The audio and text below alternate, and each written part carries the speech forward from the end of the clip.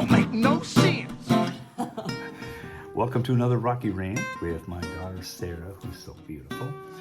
Anyway, I have a special guest today. I'm bringing in the powerhouse. Get ranting, Rocky. I got a text this week from somebody. I don't know if I should say their name. No. Okay, anyway, I got a text. to do a Rocky rant about Romans 14. This person asked me if I would do a Rocky rant because we were we were discussing the scripture, and I guess she thought we were arguing, but I'm not arguing. Arguing is different than being a Berean and testing everything, which they did with Paul. People want to quote Paul. We can look at Paul. So, you want to look at Paul? Let's look at Paul. I'm game. You want to play hardball? I'm game. You wanna play hardball? I'm game. So she wanted me to quote Romans 14. So anyway, Romans 14 starts out with, now receive the one who is weak in faith, and do not have dispute over different opinions. First of all, if you just start out at Romans 14, if you just read that, it makes it sound like the one that's in weak faith is the one who obeys the commands. Wait, pause, time out. You can't just start in the middle of a letter. Exactly. You can't pick up there. Nobody Exactly. grabs a book, opens the middle of the page, and reads the Right. middle of the book. Right. So let's rewind. Okay, so in Romans 13, it starts out, everyone is to obey the governing authorities.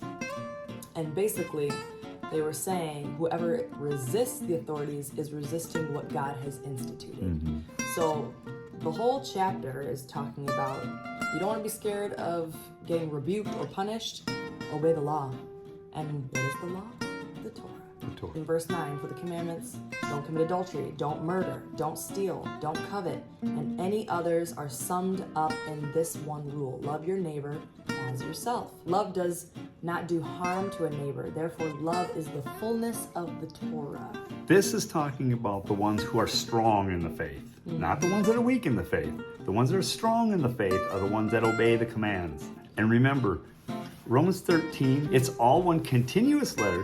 When you start at 14, it makes it sound like he's just talking about whoever's weak in the faith. But who's the strong ones? Exactly. We don't know who the strong ones are. You got to know who the strong ones are, because there's strong ones and there's weak ones. Who are the weak ones? Because the strong ones are the ones that obey the commands. The weak ones are the ones that don't.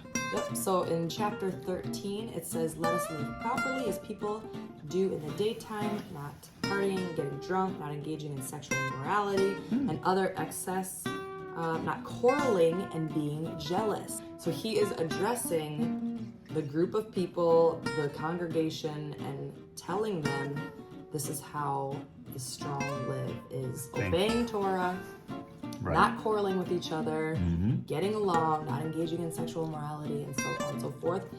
AKA, they're abiding and living by Torah, God's rules. Now that we established who the strong ones were, let's go to chapter 14 and see who the weak ones were. I'm going to end with 13 and go into 14. Instead, put on the Lord Jesus Christ and make no provision for the flesh to arouse its desires. Now receive the one who is weak in faith. Now it's talking about the ones who don't obey the commands, the Torah, and do not have disputes over different opinions. Differing opinions. Differing opinions? Wait a minute. Another version says, but not a doubtful disputation. A doubtful dispute? The Word of God is not a doubtful dispute. This is not a doubtful matter. One version says a doubtful matter. Differing opinions.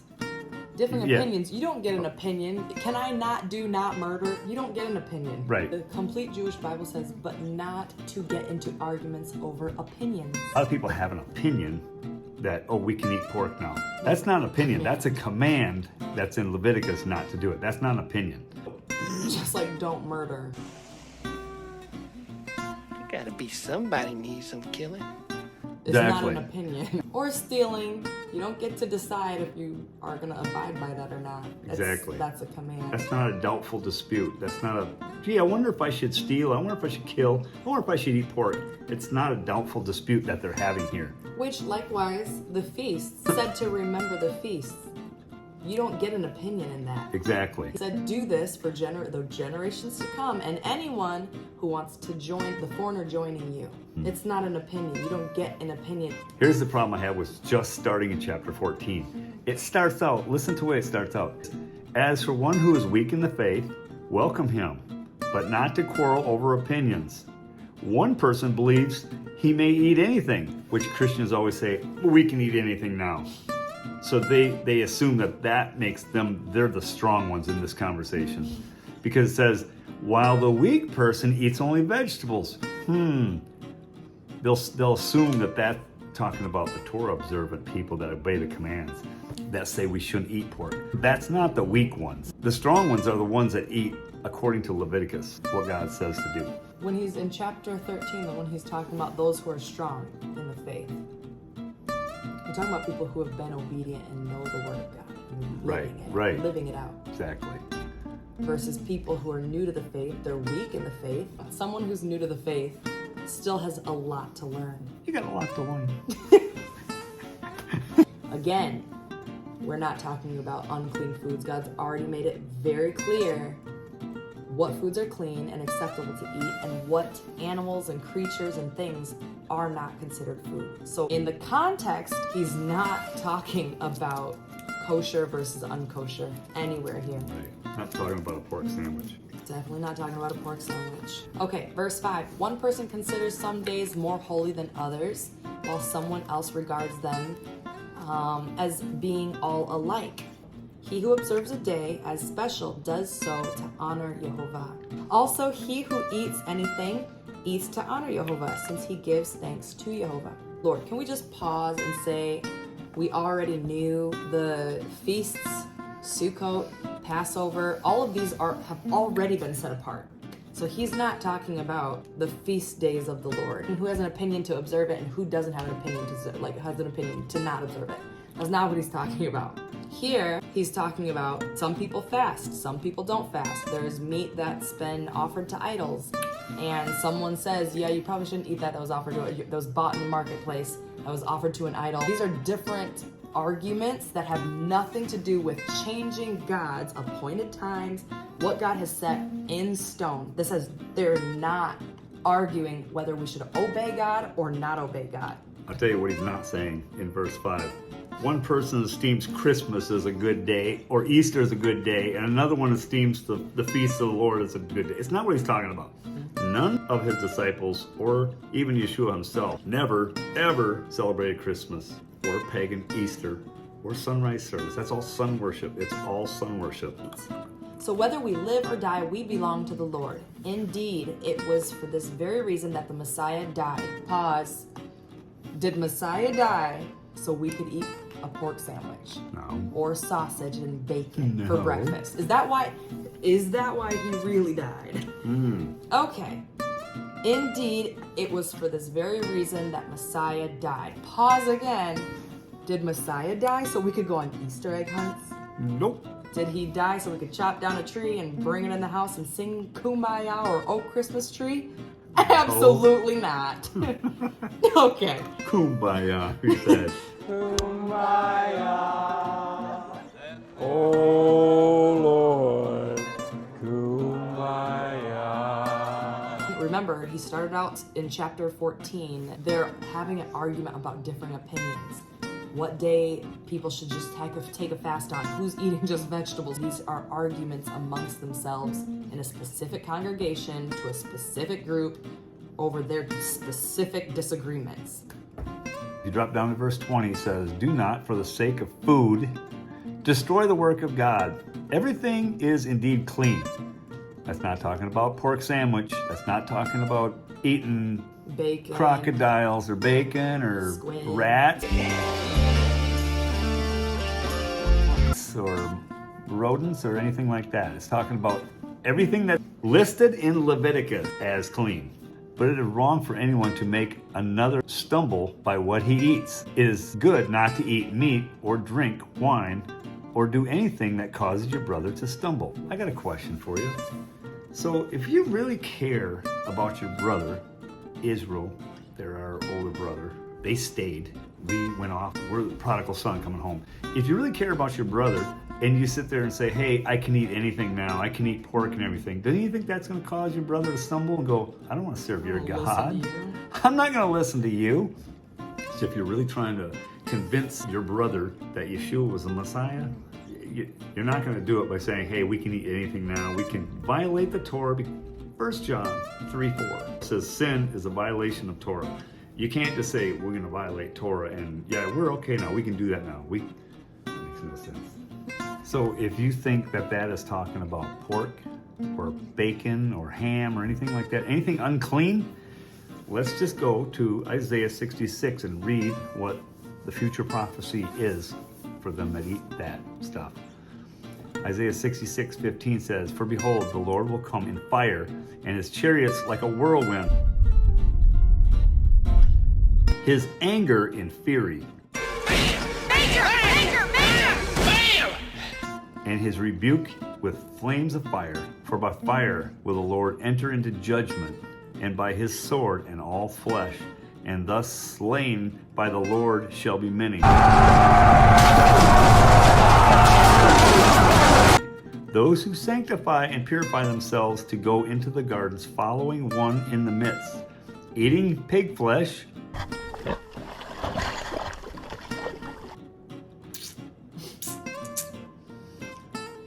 and the abomination and mice.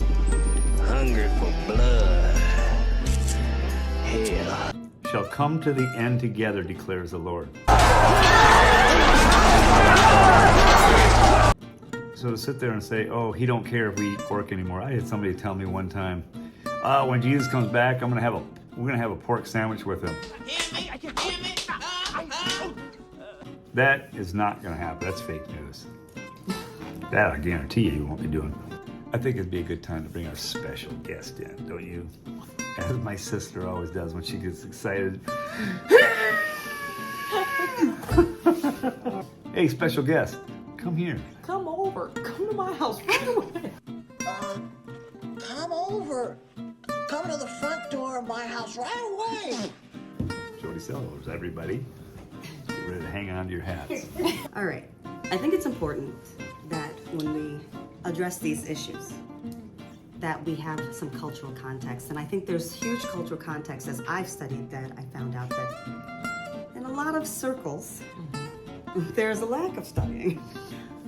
I think one of the upheavals that's really important to understand is the empire upheaval of when the Emperor Claudius expelled the Jews from Rome. Claudius's solution was, all of you get out.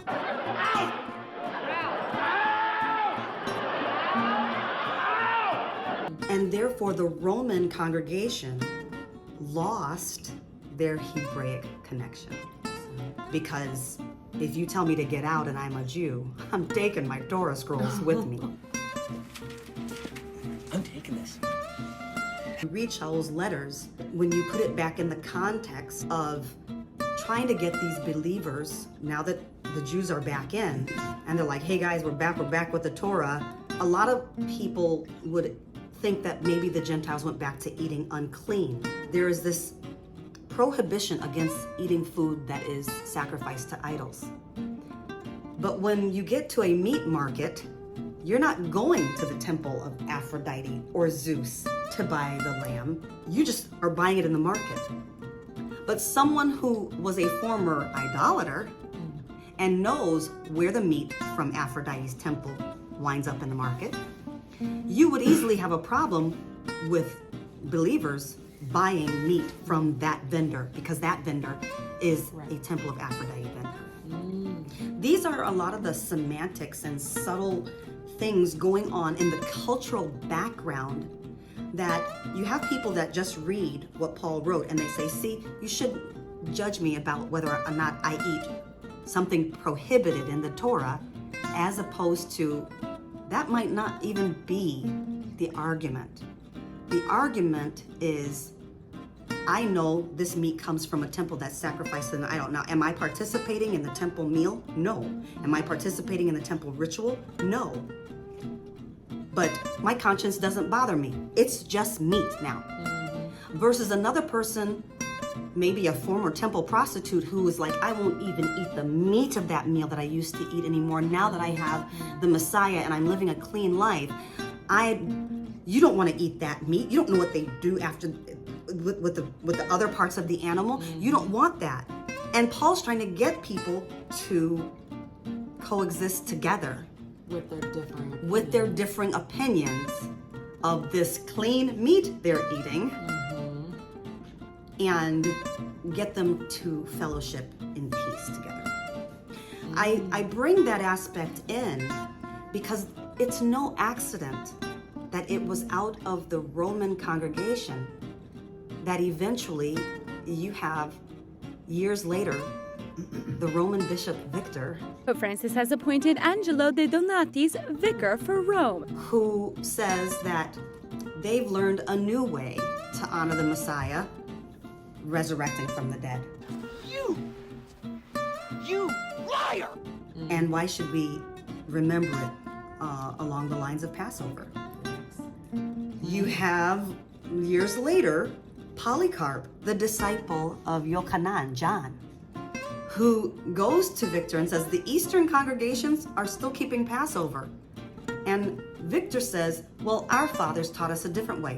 Which fathers do you think gave them a different way? The Pope. This global figure is the guiding patriarch of some 1.3 billion Catholics around the world. Okay, now that's not just differing opinion. That's just rebellion and disobedience. There's something different. But now you see the seed of where that may have came from. You have this period where the Jews, the Jewish believers, or even the people were fellowshipping together, believing and unbelieving in Yeshua's messiahship. They were learning about the one true God. Exactly. But now you have this seed planted of, well, we've got a way of doing things too. And you have it culminating. What did the disciples warn about? They warned about the error of lawlessness. And that's not just being a rebel to the governmental law. The error of lawlessness was specifically the error of operating against the Torah. Exactly. So now you have, how does this man come to leadership power over the Western congregations, namely Rome? Where is the seed planted of, well, our fathers have taught us a different way. We received these traditions from our fathers. Whoa, whoa, whoa, whoa, whoa. What traditions? Where in the Tanakh does it say don't keep Passover? Where? You can't find it there. So if you have this seed that gets planted while the expulsion happens, then they come back. Now you have Paul, after the expulsion, going, hey guys, let's all get along together. Little people. Why can't we all just get along? And you have people, that seed being planted, then you have this error of lawlessness that the apostles began to warn about. You've got to know where the origin of it is. Where does the seed get planted? Disobedience is a lot different than arguing about differing opinions. Well, think about this. Out of this causes a schism where you have the Eastern congregations continue with Passover instead of Jerusalem being the place where your thoughts are. Now Constantinople, and you have this whole different identity with the culmination of Emperor Constantine saying, let's not have anything to do with these detestable Jews. When you start taking and being disobedient, when you start taking out, that's when you go off. And you're doing your own thing, really. Yeah, well, when you start making up new holy days, we have 7 annual calendar holy days to recall. But after a while, you'll find out that now we're going to call them church fathers.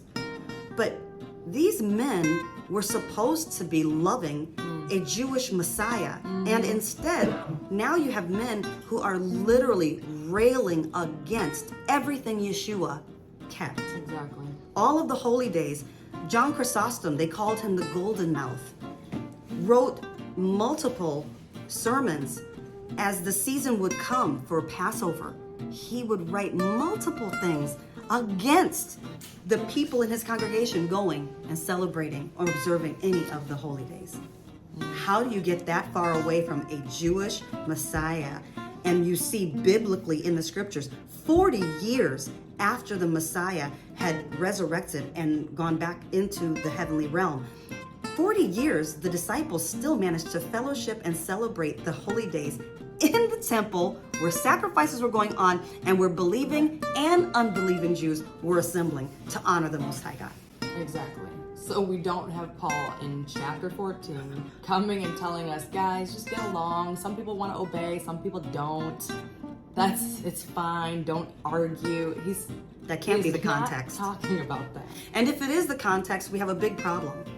Because now you're pitting Paul's words against Yeshua's words. Because Yeshua said, whoever relaxes the least of these commandments will be called least in my kingdom. And I think there are many people who think Shaul is going to be great in the kingdom. He laid down his life for the Messiah.